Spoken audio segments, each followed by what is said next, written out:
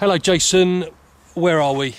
We're in Beaujolais, just outside the pretty town of Beaujolais, heading south after an extensive 4-day tasting tour in Burgundy. It's an event that happens every 2 years, very well organised, called Les Grands Jours de Bourgogne.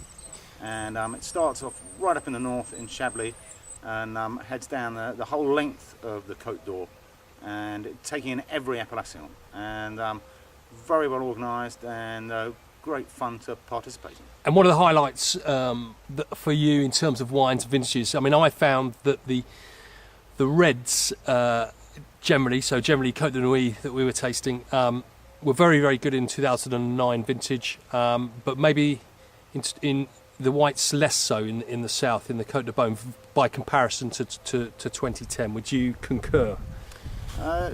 By and large, yes, Tom. The recent vintage run's been very good.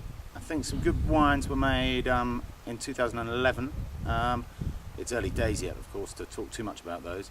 But some barrel samplings, which we managed to do, were quite impressive. But I think, as elsewhere in France, 2011 is very mixed vintage, and one has to approach that with caution, and it's certainly not universally good.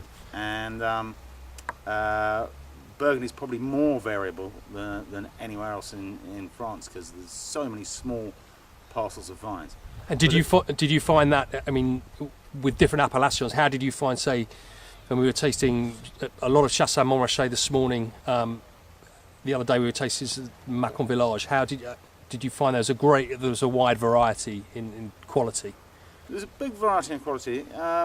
To generalise, I think the 2010 vintage was a really strong vintage and very good for the whites. They've got nice acidity and a nice minerality, and are very nervy, and they were impressive. And equally, the red 2009s, it's a lush, fruit-forward, ripe and very approachable vintage. So they were really a pleasure to taste and more universally appealing.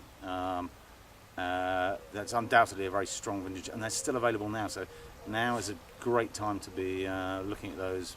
Now they're in bottle and commercially available. And in terms of other highlights of the trip, we've obviously pretty much eaten our body weight in beef bourguignon and snails, but you can eat pretty well in Burgundy. Yeah, very well, and they certainly don't stint themselves. So wonderful cheeses. Of course, the escargot cooked with parsley and butter and garlic, fantastic. We've had our fair share of those. And for Moret. And coq au vin, some classic dishes. I mean, I think food and wine wise, with the possible exception of parts of the Rhone Valley, there's nowhere better to be for enjoying the gastronomy. Okay, well, we better get back to the UK and start our diets.